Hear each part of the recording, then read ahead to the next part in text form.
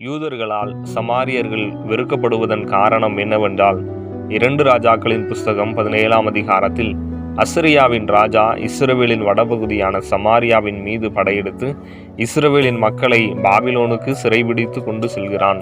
பின்னர் சமாரியாவில் இஸ்ரவேலருக்கு பதிலாக அசிரியா ராஜா பாபிலோன் மற்றும் மற்ற 4 இடங்களை சார்ந்த 5 விதமான மக்களை வரப்பண்ணி இவர்களை சமாரியாவில் அசரியா ராஜா குடியேற பண்ணினார். இவர்கள் சமாரியாவில் பட்டணங்களை கட்டி குடியேறி அங்கு வாழ்ந்த சிறையிருப்புக்கு பின் மீந்திருக்கும் இஸ்ரவேலரோடு கலப்பு திருமணம் செய்து கொண்டு ஒரு கலப்பு இனத்தை உருவாக்கினர். இவர்களுக்குள் கர்த்தருக்கு பயப்படும் பயம் இல்லாமல் போனதால் தேவன் இவர்களுக்குள் சிங்கத்தை அனுப்பினார். அது சிலரை கொன்று போட்டது. இதனை அசரியா ராஜாவிடம் கூறினர். உடனே அசரியா ராஜா ஒரு ஆசாரியனை அவர்களுக்குள் தேவ காரியத்தை போதிக்க அனுப்பினார். ஆனாலும் சமாரியாவில் வாழ்ந்த இந்த கலப்பினத்தவர் தேவனையும் வழிபட்டனர். அதனோடு மற்ற தெய்வங்களையும் வழிபடும் பழக்கமானது இவர்களிடையே காணப்பட்டது. இதற்கு பின்னர் பாபிலோனுக்கு சிறையாக்கப்பட்டு போனவர்கள் செருபாபேலின் தலைமையில் யூதர்கள் நாடு திரும்பினர்.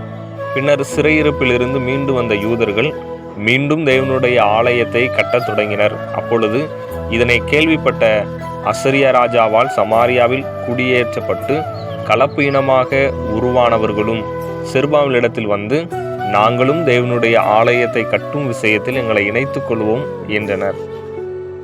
இதனை எஸ்ரா 4ஆம் அதிகாரம் முதல் 2 வேத வசனங்களில் நாம் காணலாம். ஆனால் யூதர்கள் இவர்களை புறக்கணித்து அந்நியப்படுத்தினர். இதனால் சமாரியர்கள் கெரிசிம் மலையை தங்களுக்கான வழிபாட்டு ஸ்தலமாக மாற்றினர். அதனையே தேவன் எங்களுக்காக தெரிந்து கொண்டார் என்று நம்பினர். இவர்கள் முதல் 5 ஆகமங்களை மட்டும் ஏற்றுக்கொண்டனர். கெரிசிம் மலையிலே தேவனை வழிபட்டனர். இப்படி அவர்களுக்குள் ஏற்பட்ட பகையானது இயேசு கிறிஸ்துவின் காலம் வரையிலும் இருந்தது. பின் இயேசு கிறிஸ்து சீகாரில் உள்ள யாக்கோபின் கிணற்றில் தண்ணீர் இறைக்க வந்த சமாரிய பெண்ணுடன் பேசுதல். பின்னர் சமாரியாவில் 2 நாள் தங்கி போதகம் செய்தார். இதனால் அங்குள்ள அநேகர் விசுவாசித்தனர். இப்படி இயேசு கிறிஸ்து யூதர்களுக்கும் சமாரியர்களுக்கும் இடையே நீண்ட காலமாக இருந்து வந்த பகைமையை முறித்தல், அதோடு சமய ரீதியான தடைகளையும் பாரம்பரியம் ரீதியான தடைகளையும் இயேசு கிறிஸ்து தகர்த்து போட்டார். பின்னர் சமாரியாவில் பிலிப்புவின் மூலம் சுவிசேஷம் பிரசங்கிக்கப்பட்டு விசுவாசிகள் பெருகினர்.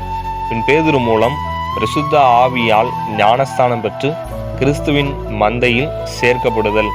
இப்படி கிறிஸ்துவில் ஒன்றாக்கப்பட்டனர். இதனை அப்போஸ்தலர் 8ஆம் அதிகாரம் 5ஆம் வசனம் முதல் 17ஆம் வசனம் வரையிலும் நாம் காணலாம்.